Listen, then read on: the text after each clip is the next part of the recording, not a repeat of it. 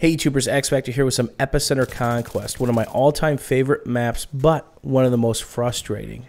There's a circle jerk, ebb and flow that kind of happens with this map because there's multiple lanes and breach points.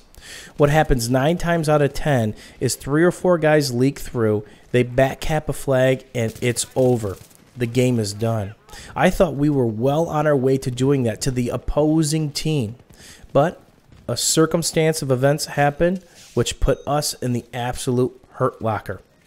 D's flashing, gotta respond, and that's one of my all-time pet peeves is when I look at the mini-map and I see all these friendlies standing around looking at a flag, but not contesting it, not throwing grenades, and not jumping on it. If you want to be a huge asset to your team, clear off your little area, then push to the flag if it's flashing. Get on the flag.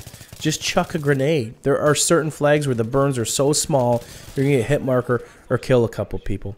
So now we're down to 3 flags, but still we got a chokehold. But A's flashing, and here's a circumstance of events I'm going to talk about. What happens when you're watching a lane or pushing a point and you get knocked off and it's 1 guy or 2 guys? Do you spawn back and rewalk that lane, that exact position that you lost?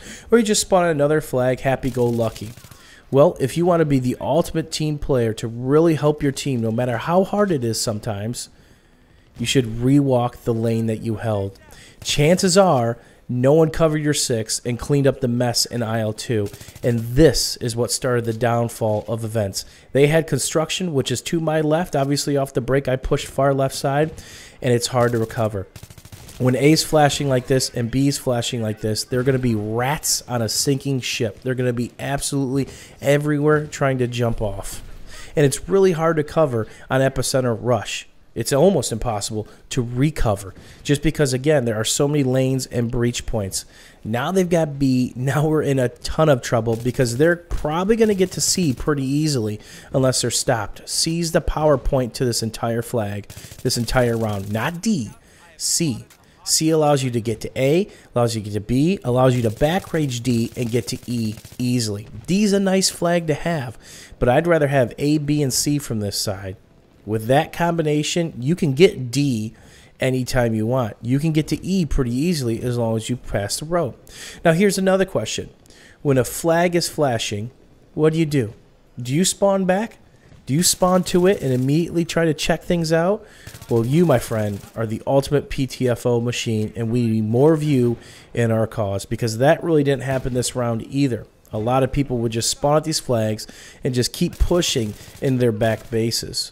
Well, the rule of thumb when playing Epicenter in a lot of these Conquest maps is clean up your backyard so you can go play in the front yard, and that is really successful.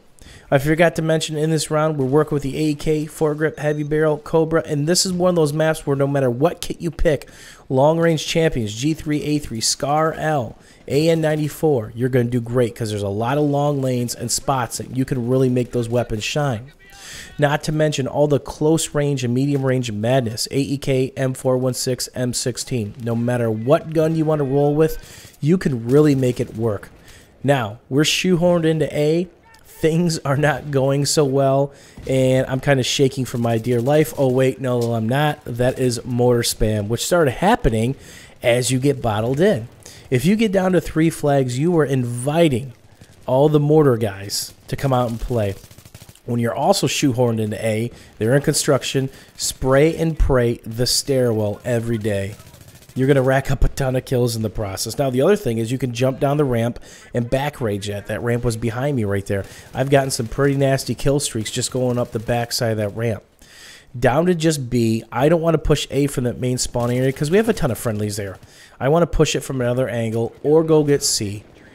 B's one of those spots where you've got it, but you really don't want it if it's being pressured because you spawn downstairs.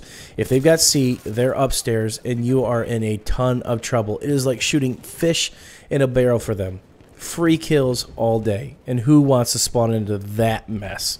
I know I don't, and I try to avoid it with the flag. So I'm being shot at. I'm assuming I'm spotted, and I need to prioritize my targets because I'm a man on a mission at this point. I don't have a lot of help, and you could see me kind of bursting with the AEK from these ranges. I probably should have had a shorter burst. Run back to reload. Somebody's there. Just my luck. The guy who's probably picking at me came to clean up the kill. So we get B. Gonna actually try to push through this side now, because once you have B, as long as you're pushing from there, you can get anything you want in this map. I could have ran to E, but I'd rather have a little gunfight here and push to D. Now, could we have turned the map around if we got E and D? Maybe. But I want to inflict some pain, because that's the fun of playing this Epicenter map, is you can cap a flag behind them and just go nuts. Not to mention there were a couple mortar spammers back here, and that's what kind of prioritized this as a target. I see I've got friendlies on the mini map here, so I'm just going to keep going and let them cap the flag and keep working. I look at construction, and my thought process is this. That's not a good spot to really waste time at, because there's so many nooks and crannies. I'd rather get to a flag or work a better position. So we've got people dead. I've got to go back, try to get the burn on, and that's the one thing. No matter what I'm doing, I'm trying to babysit the closest flag on my mini-map. I actually revive him, and we both get shot in the face because we just didn't have enough help. So protecting C, the power flag, and as you can see, the writings on the wall, we're starting to make a comeback, but it's just not going to happen. Every time you spawn in, you make a subconscious choice of what your next plan of action is going to do. I hope anyway.